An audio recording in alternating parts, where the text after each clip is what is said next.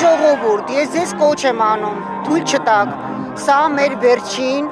մարտն է, սարդարապատն է, ձեզ ցեղ սարքեն, ժողովրդից, ազգից, ես ձեզ խնդրում եմ, ուշքի եկեք։ 8 տարի կեղծիքի մեջ ենք ապրել, հոգնել ենք, ասում են Հայաստան դաշինքի հանրահավաքին եկած Մալաթիա Սեբաստիա համայնքի բնակիչները։ Ասում են փոսի մեջ ենք հայտնվել, որից դուրս գալու հույսը կապում են երկրորդ նախագահ Ռոբերտ Քոչարյանի հետ։ Ծայրից ծայր սուտը պետք է մեժր, եթե մեր ազգի կործանման տանողը հենց այդ սուտն է։ Եթե ուզում ենք, որ լավ լինի, հույս ունենանք, որ փոսից դուրս կգանք, պետք է ԿՊ-ին մեժել։ Ինչ որ են վաղ տա փոխը, հիմա կրկնակի կփոխի։ Հավատացեք, պրոստը հավատացեք։ Մարդիկ ասում են, ուզում են հանգիստ խոսել իրենց երկրում, առանց վախենալու, որ մի թթու խոսքի համար վաղը ճաղերի ետևում չեն հայտնվի։ Բռնապետություն է դառը, ասենք ասում են խոսքի ազատություն, բայց ոչ մեկ խոսքի ազատություն չունի։ Այսինքն ես ինչ-որ մի 5 հոգով գնամ պատգամական կառույցների դեմ միտինգ անեմ, 5 րոպե հետո ինձ կարմիր բերետավորները թևերը սոլորած կտանեն։ Մարդիկ ոչ ազատ խոսել են կարողանում, ոչ կարգին ապրել սեփական տանը։ Բարձր գույքահարկի պատճառով, ասում է Հայաստան դաշինքի պատգամավորի թեկնածու Քրիստինե Վարդանյանը։ Վերջին տարիներին գույքահարկը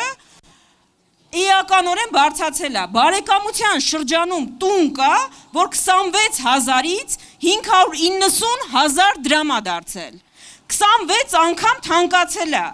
Պատկերացնում եք երևանցին ինքը իր տանը վարձով է ապրում արդեն։ Հայաստան դաշինքը խոստանում է վերանայել գույքահարկի մասին օրենքը։ Դաշինքի առաջնորդ Ռոբերտ Քոչարյանը նաև տուգանքների համաներում է խոստանում։ Այդ հիմար օրենքը գույքահարկի մասին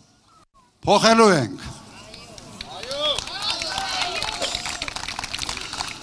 Համաներում է լինելու այս բոլոր տուգանքներին, այդ բոլոր հիմարություններին, որ մեր ժողովրդին սարքել են ուղղակի պատկերում խրված մի ժողովուրդ։ Էլ վառորդական, էլ չգիտեմ ինչ, իսկապես տուգանքի մատերիալ են դարձրել։ Մարդիկ հավատում են, որ մեկ անգամ երկիրը ոտքի կանգնեցրած Ռոբերտ Քոչարյանը նորից կարող է ուղղել Հայաստանի ողնաշարը։ Եթե փոշու մեջից մեզի հանելա, հիմա ավելի լավ է։ Եվ վստահ եմ, որ կընտրվի Հայաստան դաշինքը կընտրվի։ Ու նորից կգանք հին ժամանակները։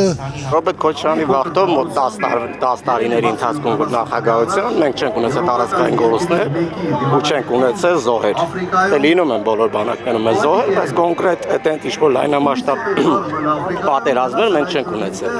Երևանում հիշում են, ասեք կանենք հայտնի դրամատիկ խոսքերը ու զարմանում, միթե իրենք ասել են թրքացրեք Հայաստանը, հողեր հանձնեք, որ հենց այդ ուղղությամբ են հիմա տանում մեր երկիրը։ Ասեք անենք, բայց ասենք հակառակն անենք։ Ուրիշ ակնկալիք իրանից լավ բան չենք սպասում։ Ավելի շատ ոնց հասկանում ենք թուրքացնել են մեր Հայաստանը, ուրիշ ոչ մի բան։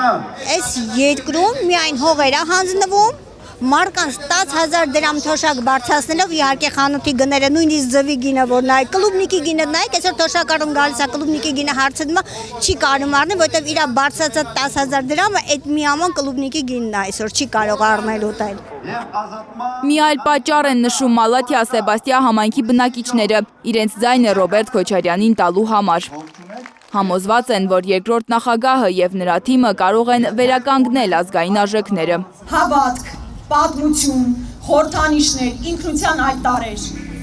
Մեր բոլորիս միավորող ինքնության տարերի նկատմամբ հայտարարված է պատերազմ եւ այս ընտրությամբ մենք կասեցնելու ենք այդ պատերազմը,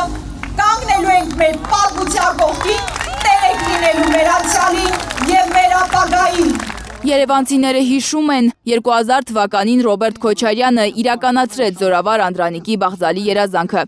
Նրա աճյունը Փարիզից Երևան տեղափոխվեց հենց երկրորդ նախագահի օրոք։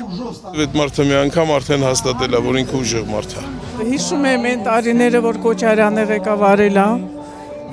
Ահագին լավ ապրել ենք մենք, հանգիստ քնել ենք, ամեն ինչ ունեցել ենք, իսկ հիմա ահավոր վիճակ է։ Մենք չգիտենք մեզ ինչ է սպասվում։ Հանգիստ փողոցով քայլել ենք մենք։ Չենք վախեցել, որ մեզ բռնեն, կալանավորեն կամ մի խոսքի համար, իսկ հիմա ինչ է կատարվում։ Ահավոր վիճակ է։ Անվտանգ երկիր են ուզում Երևանում, ուզում են իրենց զավակները ծառայեն խաղաղ երկրում։ Իրական խաղաղության են սպասում հունիսի 7-ին ու դրա համար, ասում են, իրենց ձայնը տալու են համար 17-ին։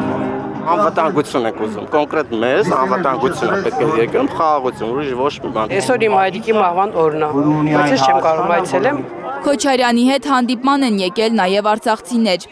Մեծ հույսեր են կապում երկրորդ նախագահի հետ։ Վստահ են, եթե ոչ իրենք, ապա իրենց զավակները Արցախ վերադառնալու են։ Անպայման վերադարձ լինելու է։ Մենք այդ հույսով ենք ապրում Մայ Հայաստանում։ Լանա Համբարձումյան, Աշոտ Մնոյան, Հարություն Մաթևոսյան, Հայլուր։